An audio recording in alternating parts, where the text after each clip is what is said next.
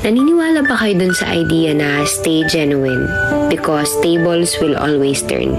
Na kahit gaano man kalupit at kasama sa'yo ang mundo, dahil naging mabuti ka, dahil naging totoo ka, darating at darating yung point na ikaw naman ang nasa ibabaw.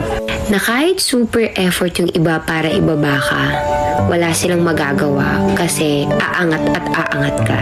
Hindi dahil lang ginusto mo lang, pero dahil dun ka dapat. Kasi naging mabuti ka. Naniniwala talaga ako dun sa idea na always remain humble and never look down on anyone. Nasa taas ka man ngayon, but you will never know where the life may take you next. Kaya remember to always be kind and genuine. As God blesses you, be a blessing to others also. Okay? Naniniwala ba kayo dun sa idea na stay genuine because tables will always